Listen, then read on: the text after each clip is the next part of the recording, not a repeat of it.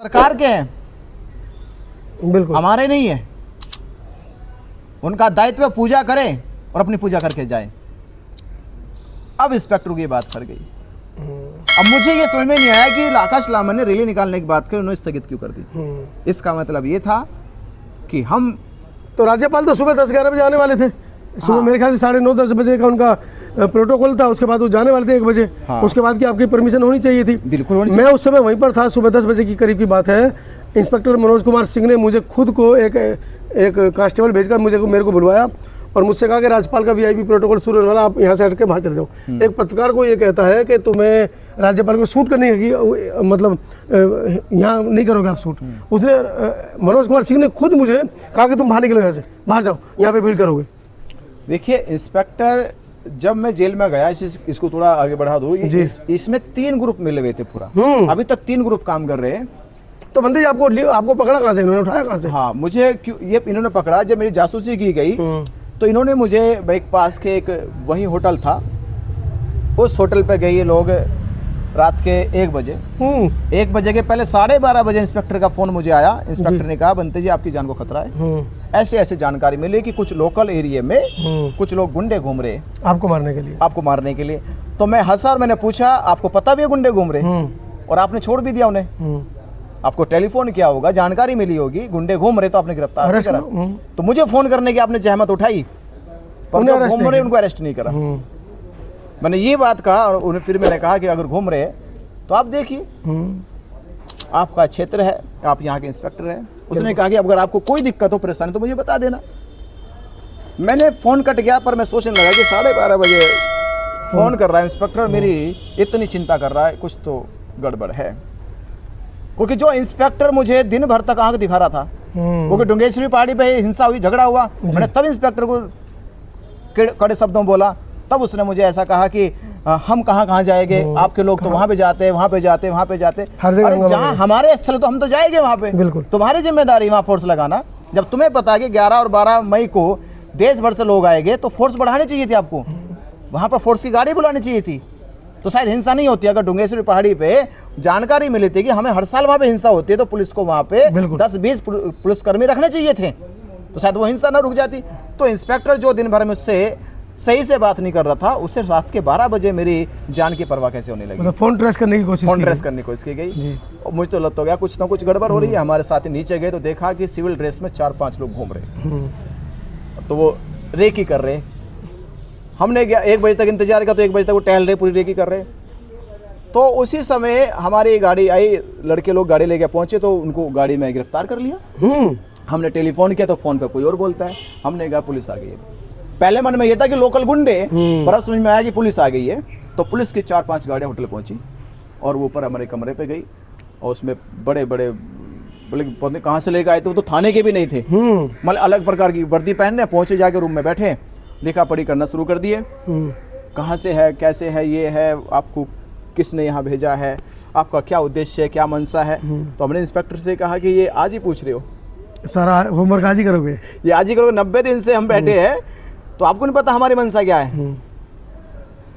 फिर बोला कि आज के झगड़े से तनाव बढ़ गया है, आपको लोग ढूंढ रहे हैं, आपने किसी का कलें को सर फोड़ दिया है, किसी की पसली तोड़ दी है, और वो आपको मारने के पीछे है, और हमारे ऊपर दबाव है आपकी सुरक्षा के लिए, और आपको यहाँ से ले जाना पड़ेगा।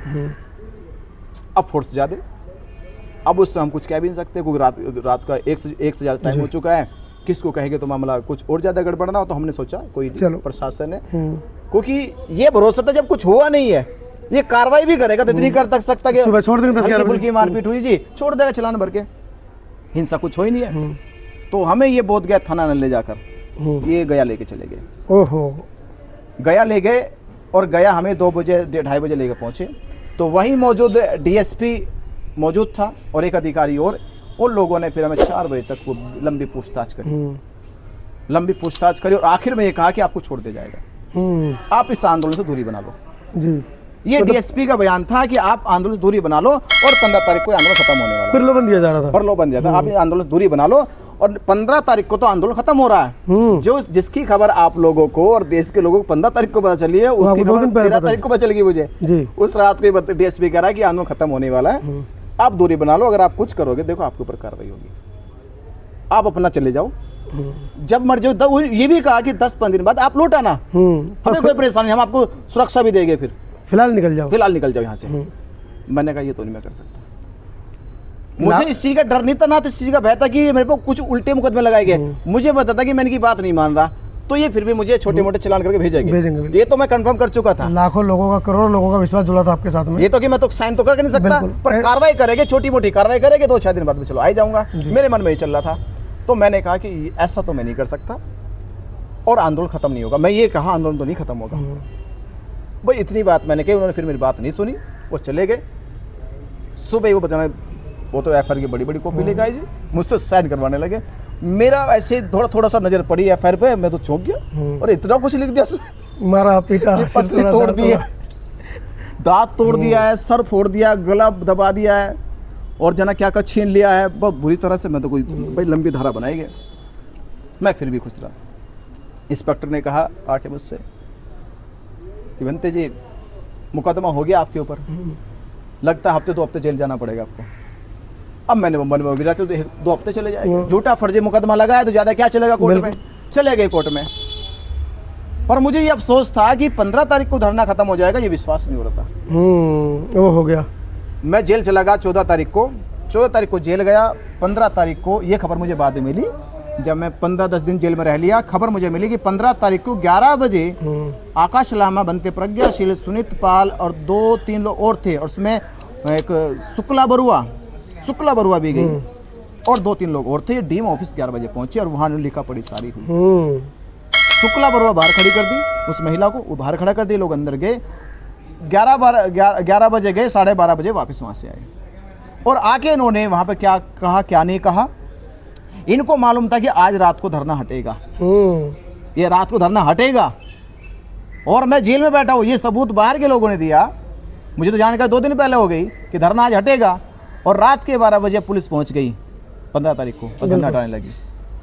शुक्ला बरुआ को पता चला कि धरना हट रहा, उसने फोन किया बनते प्रज्ञाशील को, आकाश लामा को, फोन नहीं उठाया, फोन पिक नहीं किया।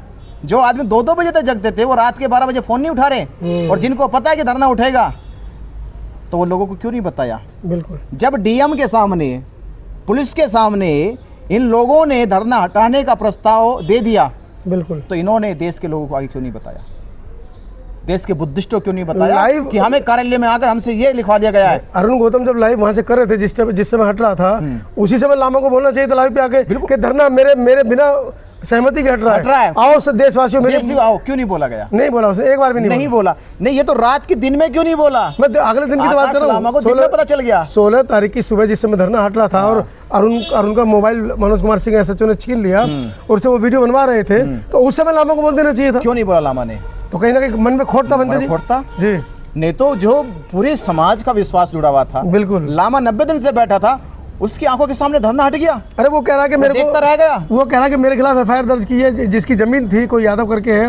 अरे तुम स्टे लेते उसके ऊपर, सुरेंद्र यादव, तुम स्टे लेते उसके ऊपर। हमारे पास पूरा प्रूफ है जी, सारे एविडेंस लेकर आओ, सारे एविडेंस जी। सुरेंद्र यादव से पूरी की पूरी बातचीत हो चुकी है। सुरेंद्र यादव ने कहा मुझे अगर मैं इसको नोटिस देता तो मैं जमीन नहीं कब्जा सकता अपनी। बिल्कुल, अरे मैं अभी जमीन पे नहीं खड़ा अब तक, मेरा सरकार का मुकदमा चल रहा है, तो मैं लीगल नोटिस दे कैसे दूंगा? अच्छा, लीगल नोटिस तो कोर्ट से निकलेगा, और कोर्ट अभी ये नहीं मानता कि जमीन मेरी है वो। ओहो, अच्छा, तो यहाँ भी लामा झूठ बोल गया कि मेरे पास नोटिस आया। ये बताओ, आप पत्रकार है जी, मैं तो जेल चला गया जी, देश का एक आदमी मुझे ला दो जिसको नोटिस दिखाया उसने अब तक। नहीं, अभी तक तो किसी को नहीं दिखाया। मुझे एक आदमी दिखा दो। मेरे को तो बनता है जी, जब धरना, सच्चाई कह रहा, नोटिस दिखा दो लाके। जब मार्च में धरना यहाँ पर शुरू हुआ था, तो मैंने स्पष्ट ये पूछी थी, जब प्रेस कॉन्फ्रेंस चली थी, कि लामा जी यहाँ का क्या परमिशन तुम्हारे पास मिल गई है? बोले नहीं मिल गई है। अरे दिखाओ कहाँ है, मिल गई है तो? नहीं, पुलिस प्रशासन ने बोल दिया है। क्योंकि मैं गोरखपुर में 24 दिन जेल में रखा, आपको पता है। तो मैंने उनसे कहा कि अभी तो बिजली चोरी का मुकदमा आपके ऊपर दर्ज होगा, जमीन हड़पने का मुकदमा दर्ज होगा आपके ऊपर, आपके पास परमिशन है ही नहीं। लेकिन वो हमेशा कहते रहे नहीं मिल गई। और बाद में उन्होंने कहा कि यादव, जो सुरेंद्र यादव जो जमीन का मालिक है, उसने मेरे पर केस कर दिया है, मुझे मजबूरी में जमीन खाली करनी पड़ रही है। ये जान बचाने का साथ साथ ये सौदा हो चुका था, नोटिस तो बहाना था। सुरेंद्र यादव की अगर हिस्ट्री पता करोगे आप पत्रकार, अब जाके पता करना जी, वो ऐसा सांसद है वहाँ पे, सांसद है, वो सांसद है भैया। अच्छा, इतना मजबूत आदमी है वहाँ का कि वो तो कहते हैं कि अगर जमीन मुझे पता हो जाए कि यहाँ पे इतना बड़ा काम हो रहा तो अगर मेरे अधिकार में हो ये जमीन हो, मैं 10 साल के लिए दे दूँ, 10 साल के लिए दे दूँ उसे। बहुत बड़ी बात बोल दी, क्योंकि जेल में जो उसके रिश्तेदार यादव लोग थे उनके थ्रू हमारी बातचीत हुई जी। उन्होंने कहा अगर मेरे आत्माधिकार में जमीन होती तो मैं 10 साल के तो धरना रखो उस पे। बिल्कुल। मुझे कानो कान खबर नहीं कि वहाँ पे हो क्या रहा, मैं लीगल नोटिस क्यों दूंगा, मुझे लीगल पावर ही नहीं अभी तो उसकी। मतलब कोर्ट में केस चल रहा, वो कैसे दे देगा आपको लीगल नोटिस? मैंने कोई नोटिस नहीं दिया, ये झूठ फैलाया।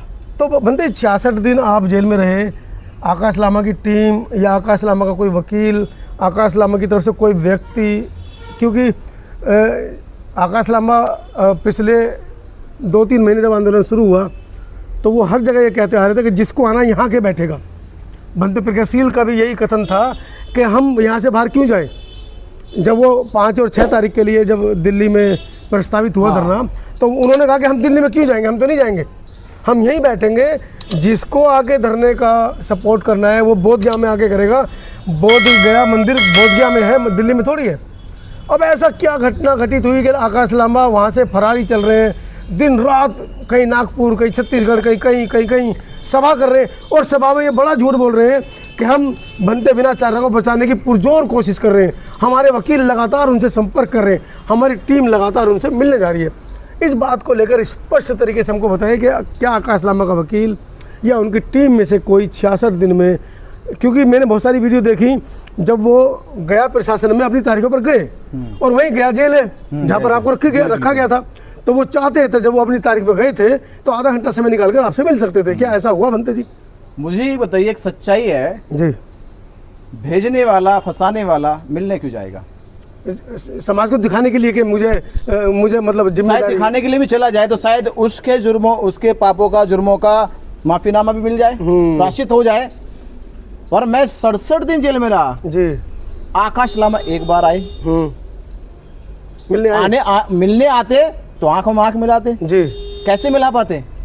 प्रज्ञाशील बनते जी आए हो या दूसरे बनते सुनीत पाल आए हो, वो तो बनते थे, उन्हें तो आना चाहिए। मुझे ये बताओ, ये जो कहा कि हम उनकी पैरवी कर रहे हैं, मुकदमे भी कर रहे हैं और पैरवी भी कर रहे हैं, भाई बैठकर तुमने मुकदमा भी लिखा मेरे खिलाफ जी, और समाज तुम्हारे ऊपर विश्वास कर ले जी। तुम मुकदमा लिख रहे, समाज तुम्हें दुत्कारे ना, तुम्हें भगाए ना, इसलिए तुम झूठा प्रचार कर रहे हैं, भंते जी की पैरवी कर रहे हैं, वकीलों से झूठी वीडियो बनवा रहे जी। क्या देश के लोग नहीं जानते कि तुमने सुनीत पाल से क्या मुकदमा लिखवाया मेरे ऊपर मारपीट का, कि मैंने सुनीत पाल को मारा है जी? वो भी जिस दिन हमने आंदोलन स्थगित करने की घोषणा करी, इसका मतलब बोखरा हो गया वो जी, कि उनके बनाए प्लान पे पानी फिर गया, उन्होंने स्थगित करा, हमने रुकवा दिया जी। तो उस डर से उन्होंने मुकदमा करा उस दिन मेरे पे, कि उस दिन क्या फायर लगी। तो आप मुझे बताए, जो मुझे जेल भेजने में पूरी साजिश रच रहे थे, षड्यंत्र कर रहे थे, वो मुझसे मिलने कैसे आते? वो कैसे चाहेंगे कि मैं जेल से बाहर आ जाऊं? तो इनका क्या षड्यंत्र है? इनको महाबोधि महाविहार वाकई में कब्जा मुक्त कराना है या अपनी कोई राजनीति पारी खेल रहे हैं, समाज का पैसा इकट्ठा कर रहे हैं? देखिए मनसा अभी क्या है, जब ये धरना रखा गया तो इनका पहला प्रस्ताव गया धरना रखने से पहले बीटीएमसी में हम सदस्य बनाए जाए जी। बीटीएमसी ने सदस्य बनाने पे कोई कार्रवाई नहीं करी, उन्होंने कहा कि ये मामला सरकार का है जी, हमारा नहीं है। सरकार तक अपना मैसेज पहुंचाओ। बीटीएमसी की गाइडलाइंस में महाश्वेता जो वहां की सचिव है उसकी गाइडलाइन में, महाश्वेता गाइडलाइन में कहा कि तुम यहाँ पे बैठो, सरकार तक अपनी बात पहुंचाओ, ठीक। सरकार तुम्हारी बात सुनेगी तो तुम्हें तुम्हारे इस प्रस्ताव को जो चिट्ठी तुमने दी है बीटीएमसी को, शायद इसकी पर कार्रवाई करते तुम्हें सदस्य बना ले, धरने बैठ जाओ। ये 10 दिन धरने पर नहीं हुए तो तब से बातचीत करना शुरू कर दिया, कभी डीएम से कोई रास्ता निकालो जी, कोई हल निकालो, जिसमें कोई एमिकेबल सॉल्यूशन निकालो जिसमें जी। कभी सचिव से बात करना, जब ये जानते कि ये आंदोलन अंतर्राष्ट्रीय है जी, डीएम हल नहीं कर सकता, सचिव हल नहीं कर सकता, पर डीएम और सचिव इतना तो कर सकता है कि बीटीएम से सदस्य बना दे। बिल्कुल, एक्ट तो रद्द नहीं कर सकते ना। पर ये डीएम से मांग रहे हैं एक्ट रद्द करने की मांग, ये सचिव से मांग रहे। बोधगया में बैठे, जबकि पटना राजधानी होगी, वहां जाके ये हल होगा समस्या जी। हमें पता चला, हम वहां पहुंचे। अब मैं बताऊं, शुरू के आंदोलन स्थगित होने की भी वही हुआ जी। मैं वहां पहुंचा, आप भी पहुंचे, आपने वीडियो देखा, पूरे देश में गया। बिल्कुल। मुझे उस दिन कहा कि बनते जी आप दिल्ली चले जाओ, और दिल्ली में जाके कॉन्फ्रेंस करो और लोगों से कहो कि आंदोलन हमारा मजबूत हो गया।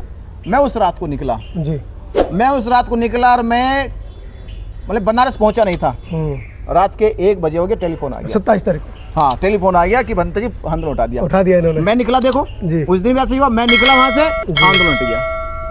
वो तो तय था, मतलब प्री प्लान था उस दिन भी जी। और इनमें से कोई भी लोग मौके पर मौजूद कोई नहीं थे। मौके भी नहीं पहुंचा, पूरी एंटायर टीम से कोई भी मौके पर नहीं तो था। मैं पूछना चाह रहा जी। हूँ आकाश लामा कहाँ चले गए थे? होटल में सो रहे थे। कहाँ चले गए थे? होटल में सो रहे थे। आंदोलन उस दिन भी हटा जी, और हट गए, लेके भिक्षु को उठा गए हॉस्पिटल में जी। हमने गाड़ी वापस करी, बिल्कुल वापस रात को भागे, सुबह तक पहुंच ले, फिर आए, बिल्कुल बनते कौंसिल लॉली पहुंचे, जी। बनते सुमित रतन भी पहुंचे, जी। हम पहुंचे, हमने कहा धरना चलेगा, बिल्कुल वहां नहीं चलेगा, दोमान पे चलेगा। कहीं भी चलेगा। दोमान पे बैठे, बिल्कुल पूरा साफ करा, लोगों को बुलाया, आह्वान किया हमने, गद्दे बिछवाए, गद्दे बिछवाए। आपने अपने हाथों से वो हमने गद्दे लगाए भैया, खाने की वो खाने की लगाई। तिरपाल लगवाए, वहाँ पे सब व्यवस्था की गई और वहीं रुके फिर।